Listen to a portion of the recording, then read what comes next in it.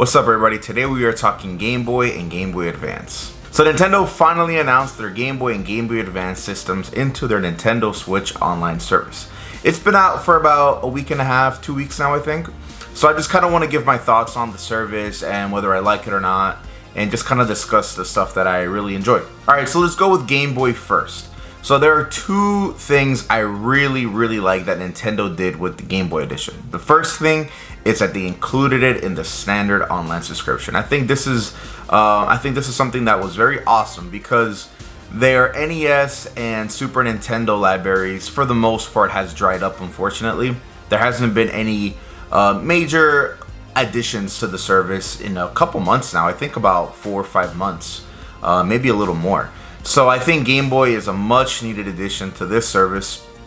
And the second thing that I really like is that not only is it Game Boy, but Game Boy Color as well. Now there is a bit of a discussion online whether Game Boy or Game Boy Color is a different system. Nintendo, according to their, how they view things in their sales, they like to include Game Boy Color and Game Boy as the same thing, as one console. But there is a vast difference between games on the Game Boy Color and games on the OG Game Boy. So I think it is very cool that on the Game Boy side, they just kind of meshed everything together as one, and you're going to get some really cool variety. So let's talk about the games right now on the Game Boy. Some stuff that I really like here. First and foremost, Wario Land 3. This is a great platformer. This was a Game Boy Color release. And if you compare Wario Land 3 with, let's say, Super Mario Land 2, you're going to see the difference in color palettes and even music as to how the game runs and how it looks. And you're gonna, up to you whether you think it's a totally different system or not. But aside from that, we get some really cool additions. I think Wario Land 3 is great. Super Mario Land 2 is a great platformer. This is one that I actually have on the Game Boy myself here personally. And this is a great platformer that maybe not a lot of people have heard of. There's some interesting enemy varieties. It's just fun platforming. I think this is a great game. You also have Tetris, the ultimate pick up and play puzzle game. I think this is a great addition. Legend of Zelda Link's Awakening DX. This is a great game. This is the remake does exist on the Switch, but this is the original version of it, and this is the Game Boy Color version. So you're gonna get a more better color palette, and the game just looks a lot better compared to the the original one that released on the OG Game Boy. You also get Kirby's Dream Land. This is a game I haven't played yet, but I believe this is the first Kirby game that ever released, so that's a really cool addition. Gargoyle's Quest. I have messed around with this a little bit. Really cool platformer, and it has kind of an overworld system, kind of like an RPG. So I don't know. I'm gonna dive more deep into that one as time progresses. But I think that's a really cool title to have as well. Alone in the Dark is one I have not heard of. It looks really interesting though. It gives me like early Silent Hill, early Resident Evil vibes almost, just kind of with how everything looks. And then the Game & Watch Gallery 3. This is one, personally, I'm not that interested in playing. I haven't even messed around with it yet, but I think this is a cool addition. Either way, just give it some variety, a little bit of everything. So I think the game selection, I think it's very solid here. I think this is a great place to start. If you've never played Zelda Link's Awakening, this is probably the way to play it if you don't want to play the remake. I think this is a great starter variety for somebody, if you're not familiar with the Game Boy library. Me personally, I was born in '91, and when I was in elementary school, and we're talking like 98, 99 here, everybody had Game Boy Color. And that was really the console that I'm more familiar with.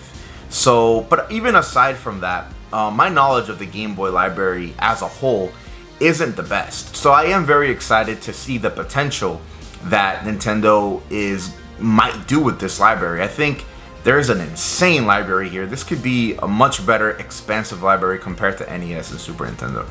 Now, as far as the games that are coming up, they did tease a couple, and I'm really excited for Kirby's Tilt and Tumble. That game utilizes a gyro feature, which I'm really hoping that they add that into maybe the Switch controller or something where you could do gyro. And Legend of Zelda Oracle of Ages and Seasons. This is a really solid, well, 2 solid Zelda titles that were on the Game Boy Color, and this is really exciting to have them in the near future.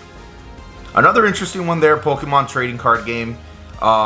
This might be able, this could be a tease for maybe the potential of future Pokemon games on the platform. I believe it's going to happen, but I've never played that one, so I will be hyped when that one releases to try it out. I hear it's a really good game. Another cool thing that Nintendo did though was filter options. So Nintendo, yeah, they added filter options. You could do the OG Game Boy display, the Game Boy Pocket display, and the Game Boy Color. So OG Game Boy is the one that has that, infamous pea green soup filter going on there. I am not a fan of that screen filter, but it is cool to have. The Game Boy Pocket was their kind of second variation, and it is a black and white filter. And I really like that one a lot. I have a Game Boy Pocket in my collection, and I do actually like the black and white feature. It looks really cool. But obviously Game Boy Color is probably the best one out of all, because it even gets OG Game Boy games and gives it like a nice cool color palette that is a bit of a change from the OG side. And then obviously you get access to the Game Boy Color stuff, which is great. But yeah, overall, the little settings, the little additions that you could do with the Game Boy, I think it's really awesome. Nintendo really went out of their way to do something cool here, and I appreciate that. Alright, so now let's talk about the Game Boy Advance. Guys, I am very, very happy and very excited that we finally have Game Boy Advance on the Nintendo Switch. The Game Boy Advance is, I sometimes think is the best console of all time. I think my favorite, depends how I'm feeling, day by day. Some days I think it's the best console ever. Some days I think it's, like the second, third best. Point is, it's up there for me. I think it's very, very awesome to finally have this console on the Switch. Now, this could, talking about why the Game Boy is great for me, it could be a video for another day, but really to just kind of keep it brief, the Game Boy Advance released in an era where, the gaming landscape had already moved on to disc-based systems. We were already exploring 3D gaming, we were exploring a bunch of different styles. So the 16-bit era was, for the most part, in the past. But the Game Boy Advance really was a swan song for that 16-bit era of gaming. It was basically a portable Super Nintendo. So the stuff that Nintendo did, and then a lot of third-party developers were able to do for the Game Boy Advance in terms of 16-bit gaming, was near perfection, because they had already mastered and perfected that art, and on the Game Boy Advance it truly shined. And because of that, it has, I think, the best library in gaming, if not one of the best. Alright, so let's jump into the games that are available now. First and foremost, Mario Kart Super Circuit. I've been seeing, some people online kind of playing it and saying, yo, this kind of sucks. I'm kind of on the half that I actually do like Mario Kart Super Circuit. I prefer that better than the Super Nintendo version, in my opinion. Again, that's the game I've played the most. I really do enjoy it. I think there's some fun to be had. And playing it on an actual controller, in my opinion, makes the game a lot easier than playing it on the Game Boy Advance. It's tricky on the Game Boy Advance. With a controller, it feels a lot better. Super Mario Bros. 3 is on the NES, but the Game Boy Advance version is kind of a perfected side to it. You have a much better color palette, the music is much more defined, and it has a lot of extra features as well. One of the cool things is that there are hidden levels that were only unlockable through a thing called the Game Boy Advance e-reader. This was a device that you plugged into your Game Boy Advance and you scanned cards. Think of it as like kind of DLC. And when you scan a card, you unlock certain things in certain games. And in this case, with Mario Bros. 3 on the Game Boy Advance, the e-reader cards unlocked a bunch of secret levels that were only available on those e-reader cards. Trying to go back down and buying those packs are very expensive. The fact that it's included into this shows even more that Nintendo definitely is taking their time to really make the addition of these consoles really, really awesome.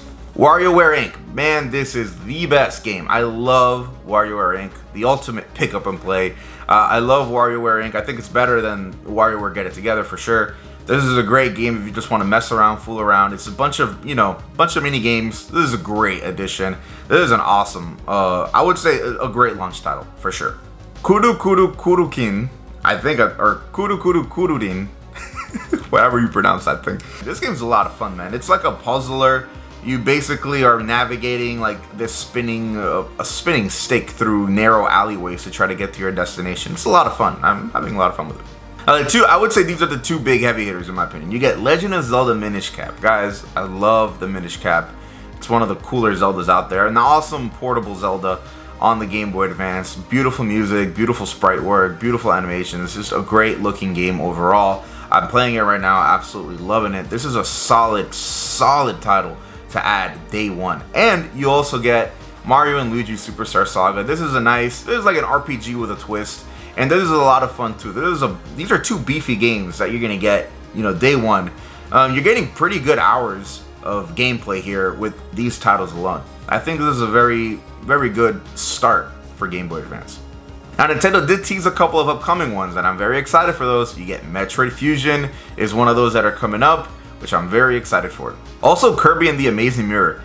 The Kirby games on Game Boy Advance are absolutely stunning. Absolutely beautiful. They definitely carry that kind of essence and vibe that I would say the 2D ones on the Switch have not been able to replicate. The Game Boy Advance Kirby games are S-tier gaming. These are great. I'm definitely very excited for the Amazing Mirror. Bro, two big RPGs are coming. Fire Emblem, Golden Sun. Guys, these games are not cheap to get physically right now on the Game Boy Advance. The fact that these are coming to the service, it is a breath of fresh air. I've never played either. I never had a Fire Emblem game on the Game Boy Advance growing up. Never played them. Golden Sun, the same. And I want to play them so bad. And I've thought about buying them recently, but they're very expensive to attain. They're tricky to find. So definitely having them on the Switch is a huge plus. I'm very excited for these coming up. And obviously F-Zero Maximum Velocity. This is a fun F-Zero game. I have an emulator on it on one of my flashcards, and it's a lot of fun. It's a great match. It's a great F-Zero game. Alright, another side note here, both Game Boy and Game Boy Advance have also online play. So for example, Mario Kart, you can probably play with friends. I'm not sure which Game Boy games have online. Maybe Tetris? I'm not entirely sure. But Mario Kart for sure is one that's, it's super fun, and to play that with friends, I think it's really cool. Alright, so I think overall, I love this service now. I definitely do. Nintendo 64 and the expansion pass, when it released, it wasn't at the best state. There were some issues with the emulation, some games were choppy, it didn't look the same. I know Ocarina of Time was one of those that looked very terrible. It did not have those fog effects, and the game looks very brutal. But now, honestly, with the expansion pass, you get NES, Super Nintendo, Game Boy / Game Boy Color in there. You get Nintendo 64, Game Boy Advance, and you also get the Sega Genesis stuff that is releasing on the side. And I believe the Mario Kart stuff is also included in there. You get some other DLC stuff that is included in there that I'm not sure about. So as far as expansion pass value, is it worth it for $50 a year? I'm gonna say yes, especially if you're a fan of retro gaming. I think Nintendo's slowly turning this subscription model into the ultimate Nintendo retro gaming thing. And I think, over time, this library is only gonna get better, especially with Game Boy Advance there. Guys, the Game Boy Advance has some of the best games Nintendo's ever made on that platform, and it has a very big library. I think the Game Boy Advance, when you compare it to Nintendo 64, Super Nintendo, NES, even Game Boy, I think it has a humongous library that Nintendo could dive into. Now, obviously, the elephant in the room, Pokemon. I do think Pokemon games are going to release on this subscription service. Now, I believe the Pokemon Company is having kind of their own presentation video, I believe 2 weeks as of the uploading of this video. So maybe we'll get an announcement there. Maybe we'll get something. Nintendo has announced that Pokemon Stadium 1 and 2 will be releasing on the Nintendo 64 stuff at some point. And we know that the whole point of those games was to be able to transfer Pokemon from Red and Blue into those games. So could we see the Pokemon Company announce something? I would hope so. I would think it makes sense. I mean, the fact that the trading card game is there, I think shows that. And I think there is just so many Pokemon games on the Game Boy and Game Boy Advance that could really, they could really drip feed that. I mean, you have Red, Blue, Yellow, and Fire Red, Leaf Green for Gen 1. Gen 2, you have Gold, Silver, and Crystal on the Game Boy Color. And in Game Boy Advance, you had Ruby, Sapphire, and Emerald. These games, Emerald is not a cheap game right now. I know, and I could see them doing something where maybe you release them by generations, you could drip feed that over time. There's a lot of Pokemon game stuff there, plus Pokemon Pinball and other stuff like that. Alright guys, so to conclude, overall I am very happy with the service. I'm excited. I'm happy for Game Boy and Game Boy Advance, for the games that are available and the ones that are coming soon. So you let me know in the comments what games you're excited for. What games are you playing right now on the service if you have it? do you plan on getting it, or are you waiting for a specific game to be announced? You know, there's definitely a lot of factors here. Let me know what you guys think on all this. What dream game would you like to be released? Me personally, I really want Fire Red and Leaf Green to be on the Game Boy Advance. I prefer that version more than Red and Blue. Alright guys, let me know in the comments. Thank you all for watching. Like and subscribe. Thank you for everybody who has been supporting this channel. And I'll see you guys next time.